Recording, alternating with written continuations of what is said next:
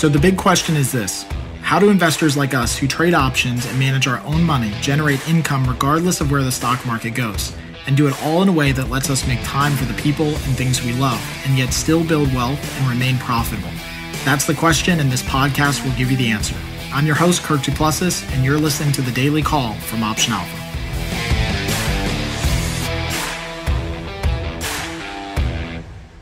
Hey everyone, welcome back to The Daily Call. My name is Kirk here again at Option Alpha. And on today's Daily Call, I want to talk about the difference between buy to open and sell to open for options trading. Now, this one is one that I think a lot of people get slipped up on, and it's just a very subtle difference, but it's kind of confusing because when you get started in options trading, it's obviously another dimension, if you will. With stock trading, it's very easy to understand. You buy stock and then you sell it, hopefully at a higher price. And then when most people start transitioning, they start realizing that, with stock trading, you can actually sell stock at a higher price and buy it back at a lower price. And that's called short selling a stock or short trading. And the same thing actually happens with option contracts. So when you buy to open, you are basically outlaying money. You're buying an option contract to initiate a position or start a position. Now, the catch to that is eventually you have to sell to close, right? If you buy to open, the only way that you can get your money back or to complete the trade is to sell back your option contract to close the position and get whatever value is left in it. In this case, if you're buying to open initially, you're usually doing some sort of a debit trade. So that doesn't have to be necessarily a single long contract. You could buy a debit spread where you do a combination, but you're still outlaying money to initiate the position.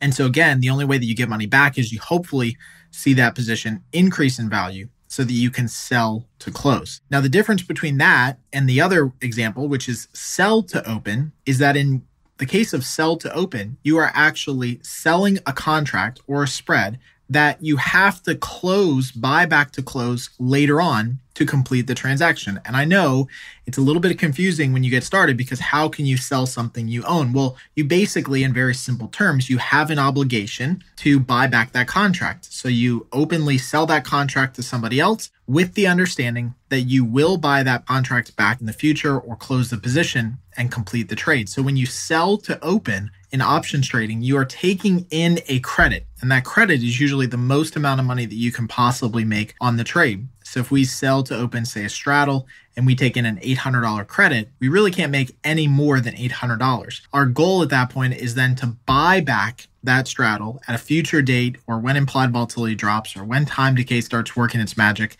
to buy back that straddle and complete the transaction for less than the $800 credit that we took in. This is actually no different than insurance. Insurance is very much the same way. The insurance company sells you insurance. They sell you a policy on a house, right? And they promise, it's basically an obligation or a promise, that if something bad happens to the house, that they will pay. They will collect, or they will, outlay the money to repair the house or fix the house or whatever the case is. Same thing happens in options trading. We sell a contract.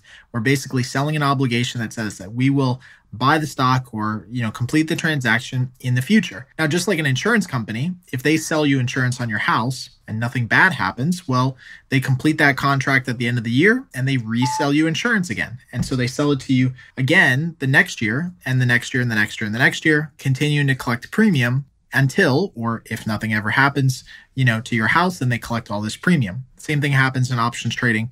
We continue to sell premium. If nothing happens during that month and our short strikes don't ever get hit, we continue to hold that premium and keep it, or we buy the contract back later at a lower price and complete the trade. So again, it's a very subtle difference, but I think once you start really looking at who's involved and what party you're on, you realize that there's a buy to open and a sell to open for every transaction. Somebody has to be a buyer, somebody has to be a seller for the two parties to meet up and complete the transaction. So hopefully that helps out. We'll have more of these kind of technical questions as we keep going through these podcasts. But if you guys have any questions, please let me know. And until next time, happy trading.